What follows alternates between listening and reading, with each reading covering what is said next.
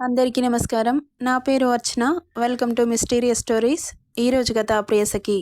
ఆరుని పెళ్లి మండపం నుండి బయటకు లాక్కొచ్చాడు హర్షిత్. కార్ దగ్గరికి తీసుకొస్తుంటే ఒక్కసారిగా సార్ అని గట్టిగా అరిచి ఆమె బలమంతా ఉపయోగించి హర్షిత్ని ఒక్క తోపు తోసింది. సెకండ్లో బుల్లెట్ ఆరు గుండెలకి తాకింది. ఆరు అని దిక్కులు పెకటిల్లేలా అరిచాడు హర్షిత్. క్షణంలో ఆమెను చేరాడు. ఆరు అతని ఒడిలో కుప్పకూలిపోయింది. ఆమెను చూస్తున్న హర్షిత్ బ్రెయిన్ ఒక్కసారిగా బ్లర్ అయిపోయింది. కళ్ళు మసగబారుతున్నాయి హర్షిత్కి. ఎదురుగా చూస్తున్న దృశ్యానికి ఆమెకు ఓపిక లేకపోయినా సార్ అనింది పూడుకుపోయిన గొంతుతో. ఆమె మాటలకు హా అన్నాడు ఉలిక్కిపడ్డట్లు. నన్ను క్షమించండి. నేను మిమ్మల్ని చాలా మాటలన్నాను. మీరంటే నాకు ప్రాణం. నేను మీ దగ్గరుంటే మిమ్మల్ని చంపేస్తాను అని బెదిరించారు. అందుకే మీ నుండి దూరంగా వెళ్ళిపోవడానికి అలా మాట్లాడాను. I'm really sorry. ఇంకో జన్మంటూ ఉంటే మీకు భార్యగా పుట్టాలని కోరుకుంటున్నాను. నేను బ్రతకను సార్. అనంతమైన నొప్పిని ఆ దేవుడు నాకిస్తున్నాడు.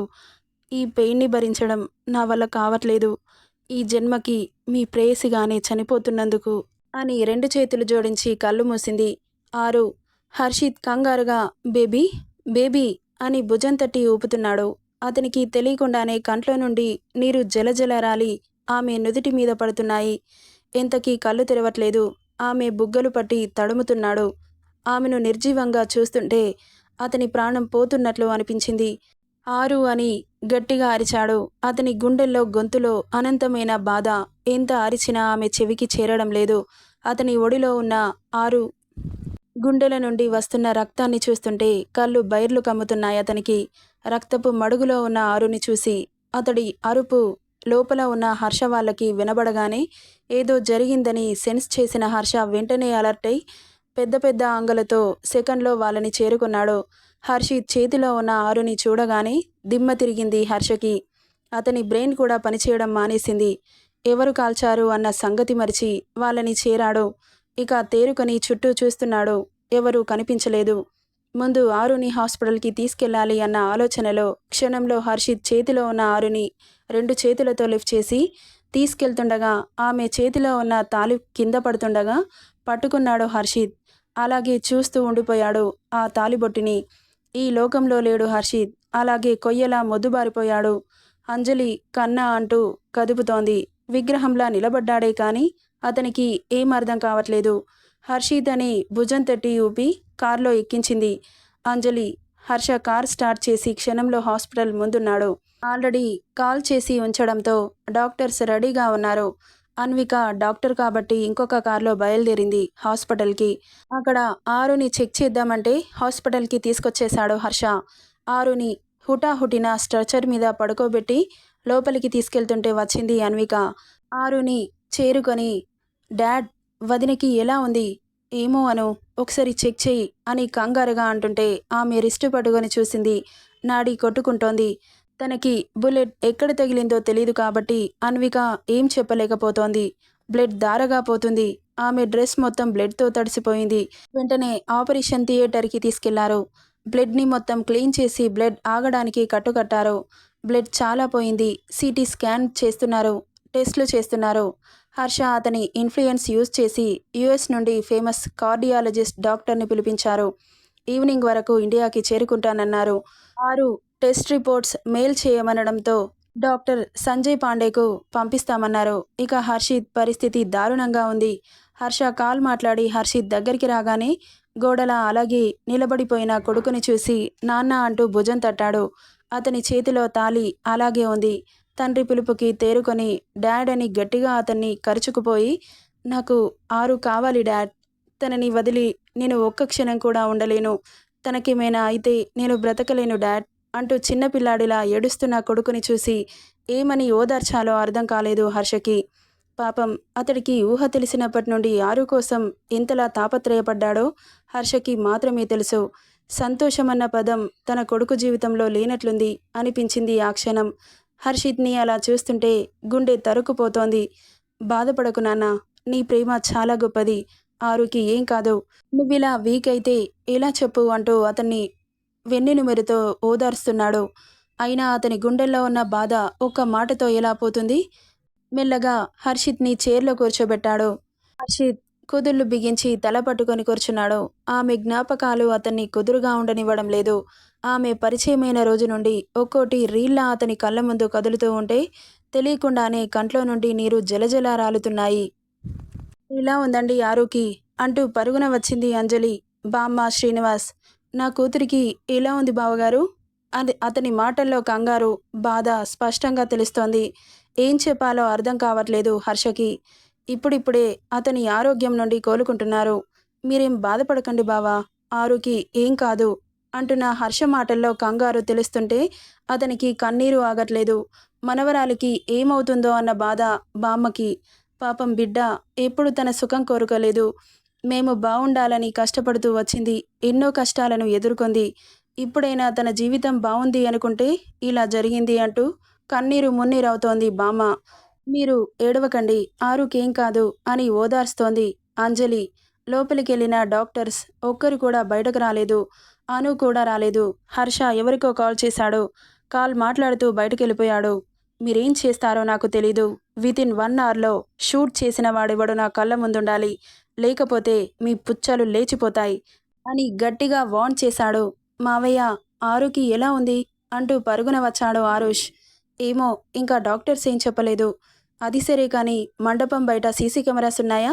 ఏమో మావయ్య, ఒకసారి ఆ మండపం మేనేజ్మెంట్ని కనుక్కోవాలి. సరే పద అంటూ అక్కడి నుండి బయలుదేరారు. ఇక హర్ష, ఆరుష్ ఇద్దరు మండపానికి చేరుకున్నారు. అక్కడ మేనేజ్మెంట్ వాళ్ళతో మాట్లాడి సీసీ ఫుటేజ్ని చెక్ చేస్తామనడంతో సంఘటన జరిగిన ప్లేస్లో మాత్రమే సీసీ కెమెరాస్ ఉన్నాయి, ఇంకా ఎక్కడ లేవు. ఆ బుల్లెట్ ఎక్కడి నుండి వచ్చింది అనేది స్పష్టంగా చూస్తూ ఉన్నాడు హర్ష. అంతలో డీజీపీ హాస్పిటల్కి చేరుకోగానే హర్షిత్ దగ్గరికి వచ్చి జరిగింది కనుక్కున్నాడు. ఇక వెంటనే వేట స్టార్ట్ చేశారు. ఎక్కడ ఏ చిన్న క్లూ దొరికినా వెంటనే ఇన్ఫర్మేషన్ అందివ్వాలి అని చెప్పగానే బాంబే పోలీస్ యంత్రాంగాన్ని రంగంలోకి దింపాడు కమిషనర్. ఇక ఏ చిన్న క్లూని కూడా వదలట్లేదు. సంఘటన జరిగిన ప్లేస్లో ఎన్ని సీసీ కెమెరాస్ ఉన్నాయో తెలుసుకున్నారు. అన్నీ చెక్ చేశారు. పగడ్బందీగా ప్లాన్ చేశారు కాబట్టి సీసీ కెమెరాలకు చిక్కలేదు. ఇక బుల్లెట్ ఏ దిక్కు నుండి వచ్చిందో చూసి అటువైపు ఇన్వెస్టిగేషన్ మొదలుపెట్టారు. అణువణువును చెక్ చేస్తున్నారు. ఆ ప్లేస్ అంతా కాస్త రద్దీగానే ఉంది. ఇక్కడ అనుమానంగా ఎవరైనా కనిపించారా అని అక్కడున్న షాప్స్ వాళ్ళని అడుగుతుంటే మాకేం తెలీదు అని చెబుతున్నారు. ఇక ఇలా కాదు అని కమిషనర్ మైక్లో అనౌన్స్ చేస్తున్నారు. కళ్ళకి స్పెట్స్, మాస్క్తో చేతిలో ఏదైనా పట్టుకొని అలా అనుమానాస్పదంగా కనిపిస్తే చెప్పండి, లేకపోతే పనిష్మెంట్ తీవ్రంగా ఉంటుంది అని వార్న్ చేస్తుంటే మాకు తెలియదు సార్ అని అరుస్తున్నారు. ఇక అందులో ఒకతను మాత్రం చాలా భయంగా పోలీస్ ఆఫీసర్ దగ్గరికి వచ్చి, సార్ నేను చూశాను షూట్ చేయడం అని చెప్పాడు. అవునా, ఎక్కడ చూసావు? ఎవరు వాళ్ళు? ఫేస్ చూసావా? లేదు సార్, కళ్ళకి స్పెక్ట్స్ పెట్టుకున్నారు, ఫేస్కి మాస్క్ పెట్టుకున్నారు, ఫేస్ కనిపించలేదు. వాళ్ళు వేసుకునే డ్రెస్ బ్లాక్ కలర్లో ఉంది. ఇద్దరు బ్లాక్ కలర్ వేసుకున్నారు. హైట్, పర్సనాలిటీ, ఒకడు లావుగా ఉన్నాడు, హైట్గా ఉన్నాడు. ఇంకొకడు కాస్త సన్నగా ఉన్నాడు, హైట్గా ఉన్నాడు. లావుగా ఉన్నవాడే షూట్ చేసింది. అదిగోండి సార్, ఎదురుగా ఉన్న అపార్ట్మెంట్ నుండి కాల్చారు అని చూపిస్తుంటే వెంటనే అలర్ట్ అయి ఆ అపార్ట్మెంట్లోకి వెళ్ళి నాట్ అలౌడ్ అని బోర్డు పెట్టారు. అందులోకి పోలీసులు తప్ప ఎవరూ వెళ్ళలేదు. ఇక ఇంచును పరీక్షిస్తున్నారు. కొంచెం కూడా ఆధారాలు దొరకలేదు వాళ్లకు. వాళ్ళు కాల్చిన ఫ్లోర్కి వెళ్ళి ఫింగర్ ప్రింట్స్ తీసుకోవడానికి ట్రై చేశారు, కానీ అవి కూడా ప్రూఫ్స్ లేకుండా చేశారు. ఇంత పగడ్బందీగా ప్లాన్ చేశారంటే అసలు ఎలాంటి ఆధారాలు దొరకలేదు. ఇక్కడ హర్ష సీసీటీవీ ఫుటేజ్ చూస్తున్నారు. ఎక్కడైనా ఏదైనా ఆధారాలు దొరుకుతాయా అని. ఎంత ట్రై చేసినా క్లూ మాత్రం దొరకలేదు. ఆ ప్లేస్ అంతా రద్దీగా ఉండడంతో చాలా కష్టమవుతోంది వెతకడం. ఇక్కడ అను బయటకు వచ్చింది. ఆమెను చూసి పరుగున వెళ్ళాడు. ఏమైందను? అతని గొంతులో కంగారు. ఏం చెప్పాలో అర్థం కావట్లేదు అన్వికకి. ఎందుకంటే ఆరు పరిస్థితి ఏం అర్థం కావట్లేదు. రిపోర్ట్ కూడా ఇంకా రాలేదు. బ్లడ్ లాస్ అయిందని బ్లడ్ ఎక్కిస్తున్నారు డాక్టర్స్. హర్షిత్ని అలా చూస్తుంటే గుండె చివుకుమంటోంది ఆమెకి. అన్నయ్య, నువ్వేం కంగారు పడకరా, ఆరుకేం కాదు అంటున్న అను మాటలకి ఏం కాదు తను మాట్లాడుతుందా? లేదురా. మరేం కాదు అని ఎలా చెబుతున్నావు? ప్లీజ్, తన పరిస్థితి ఎలా ఉందో నిజం చెప్పరా. ఇంకా రిపోర్ట్స్ రాలేదన్నయ్య. మన ఆత్రానికి అవి త్వరగా వస్తాయా? వచ్చే టైంకే వస్తాయి కానీ. ఇక అంతలో స్కానింగ్ రిపోర్ట్స్ రావడంతో అనుని పిలిచారు డాక్టర్స్. విషయం తెలుసుకున్న అను ఒక్కసారిగా కాళ్ళ కింద భూమి కంపించినట్లయింది. బుల్లెట్ కరెక్ట్గా ఆర్టిక్ వాల్వ్లో ఉండిపోయింది. సర్జరీ చేసి బుల్లెట్ తీసేస్తే ఆమె చనిపోతుంది అనింది డాక్టర్. ఈ రిపోర్ట్స్ డాక్టర్ సంజయ్ పాండే గారికి కూడా పంపించారు. అతను కూడా అదే చెప్పారు. ఇక తనకి డోనర్ని వెతకాల్సిందే, లేకపోతే ఆమె ప్రాణాలకే ప్రమాదం. ఎంత త్వరగా హార్ట్ ట్రాన్స్ప్లాంట్ సర్జరీ చేస్తే అంత మంచిది అంటున్న డాక్టర్ మాటలకి నిలుక్కుపోయింది అను. ఇక అక్కడి నుండి బయటకొచ్చింది. అన్నయ్యకి ఏం చెప్పాలో అర్థం కావట్లేదు. హర్షిత్ని చూస్తేనే బాధగా అనిపిస్తోంది అనుకి. పాపం వాడు ఊహ తెలిసినప్పటి నుండి చాలా కష్టాలు పడ్డాడు. ఇప్పుడైనా హ్యాపీగా ఉన్నాడా అంటే ఇప్పుడు దేవుడిలా చేశాడు. అసలు ఎందుకిలా జరుగుతోంది? హార్ట్ రిసీవర్ ప్లేస్లో ఆరోహి పేరుని ఎక్కించారు. తన మ్యాచింగ్ హార్ట్ దొరికితే సర్జరీ అవుతుంది, లేకపోతే తన ప్రాణాలు పోతాయి అన్న ఆలోచన బ్రెయిన్ అంతా తినేస్తుంటే అనుకి ఈ విషయాన్ని వాడికి ఎలా చెప్పాలో అర్థం కావట్లేదు. డాక్టర్ ఏమన్నారు అన్నాడు ఆతృతగా. అది అన్నయ్య, ఒక చిన్న సర్జరీ చేస్తే రికవరీ అవుతుంది అని చెప్పింది. సర్జరీనా అన్నాడు షాకింగ్గా. అదే హార్టులో బుల్లెట్ ఉండిపోయింది కదా, తీసేస్తే సరిపోతుంది అనగానే ఆ ప్రాసెస్లో ఆరుకి ఏం కాదు కదా అన్నాడు షాకింగ్గానే. చిన్న సర్జరీ అని చెబితేనే ఇంత టెన్షన్ పడుతున్నాడు. హార్ట్ ట్రాన్స్ప్లాంట్ సర్జరీ అంటే ఇంకెలా రియాక్ట్ అవుతాడు? అసలు హార్ట్ టైంకి దొరుకుతుందా? దొరికిన ఆరుకి మ్యాచ్ అవుతుందా? మ్యాచ్ అయినా సర్జరీ సక్సెస్ అవుతుందా? ఇన్ని వేల ప్రశ్నలకి సమాధానం లేదు అను దగ్గర. ఈ విషయం అన్నయ్యకి చెబితే వాడి గుండె పగిలిపోతుంది. ఏం చెప్పాలో అర్థం కాక, నువ్వేం బాధపడకన్నయ్యా, అంత మంచి జరుగుతుంది. త్వరలో వదిన కోలుకుంటుంది. డాక్టరే చెప్పింది, కార్డియాలజిస్ట్. Don't worry. మార్నింగ్ నుండి ఏం తినలేదు, ఏమైనా తినరా అనింది చాలా రిక్వెస్ట్ చేస్తూ. హర్షిత్ ఫేస్లో ఒక విరక్తి నవ్వు. ఒక్కసారి ఆరుని చూస్తాను అన్నాడు కళ్ళ నిండా నీళ్లతో. తనని చూడక 1.5 అవర్ అవుతోంది అంటున్న హర్షిత్ మాటలకి ఒక్కసారిగా అను కంట్ల నుండి నీళ్లు చిమ్మాయి. అవి అతనికి కనిపించకుండా తల పక్కకు తిప్పేసింది. ఇప్పుడు ఈ సిచ్యువేషన్లో పేషెంట్ దగ్గరికి ఎవరిని పంపించట్లేదు. ఇంత రిక్వెస్ట్ చేస్తుంటే అన్నయ్యకి ఎలా చెప్పాలో అర్థం కావట్లేదు. ఆమె పరిస్థితి చూసి వీడు బ్రతుకుతాడా? అసలు కాన్షియస్లోనే లేదు. ఆమె బాడీకి అన్ని కనెక్షన్స్ పెట్టారు. ఆ సిచ్యువేషన్లో ఆరుని చూస్తే వాడి మనసు ముక్కలవుతుంది. నో, అస్సలు పంపించకూడదు. నువ్వేం ఫీల్ అవ్వకన్నయ్యా. ఇప్పుడు లోపలికి వెళ్ళడం వీలు కాదు. ఎందుకు వీలు కాదు? నేను నా ఆరుని చూడాలి. చూస్తాను. మీరు పంపించకుంటే నాకు వెళ్ళడానికి రాదా అంటూ దూసుకుంటూ వెళ్తుంటే నర్స్ అడ్డుపడింది. ఆమెను పక్కకు తోసి లోపలికెళ్తున్నాడు. డాక్టర్ అడ్డుగా వచ్చి నిలబడింది. లోపలికి వెళ్ళడానికి వీల్లేదు. ప్లీజ్ ఒక్కసారి చూడనివ్వండి అని రిక్వెస్ట్ చేస్తున్నాడు. ఫస్ట్ టైం హర్షిత్ అలా రిక్వెస్ట్ చేయడం. అంత దీనంగా బ్రతిలాడుతుంటే చూడలేకపోయింది అను. అంజలికి కూడా కన్నీరు ఆగట్లేదు. తన కొడుకుని చూసి పులిలా ఉండే కొడుకు ఇలా బాధపడుతుంటే అస్సలు చూడలేకపోతోంది. అతని బాధని ఎలా తీర్చాలి? నీకెందుకు నాన్న ఇన్ని కష్టాలు అని కన్నీరు మున్నీరవుతోంది. నేను వెళ్ళాలి డాక్టర్. ఇప్పుడే ఈ క్షణమే నేను ఆమెను చూడాలి అంటున్న హర్షిత్ని వియేడుగా చూసింది డాక్టర్. ఆమెను పక్కకి నెట్టిపడేసి దూసుకుంటూ వెళ్ళిపోయాడు. ఆమెకు ఎలాంటి డిస్టర్బెన్స్ కాకుండా చిన్నగా అడుగు వేసుకుంటూ వెళ్తున్నాడు. అదేంటి అలా వెళ్ళకూడదు అంటే అలా వెళ్ళిపోతున్నాడు అంటూ అరుస్తుంటే, సారీ డాక్టర్, ప్లీజ్ ఒక్కసారి చూడనివ్వండి. ఆమెను చూడకుండా ఉండలేడు అనగానే అంత ప్రేమ పెంచుకున్న అతను ఆమె హార్ట్ ఫెయిల్ అయింది అని చెబితే ఎలా రియాక్ట్ అవుతాడు అనింది డాక్టర్. ఏమో డాక్టర్, అదే మాకు అర్థం కావట్లేదు. ఈ విషయం అతనికి మాత్రం అస్సలు చెప్పకండి. ఏమో, హార్ట్ డోనర్ దొరికి సర్జరీ సక్సెస్ అయితే ఎవరి అదృష్టం ఎలా ఉందో ఎలా చెప్పగలం అంటూ అక్కడి నుండి వెళ్ళిపోయింది డాక్టర్. ఇక ఆరుని అన్ని పైపుల మధ్య చూస్తుంటే గుండె చెరువైంది హర్షిత్కి. ఆమెను అలా చూడలేకపోతున్నాడు. ఫస్ట్ టైం ఎప్పుడు ఆమెను చూస్తానా అన్న కళ్ళు ఆ సిచ్యువేషన్లో అలా చూడలేకపోతోంది. ఆమె దగ్గరికి అడుగులు మెల్లగా పడుతున్నాయి.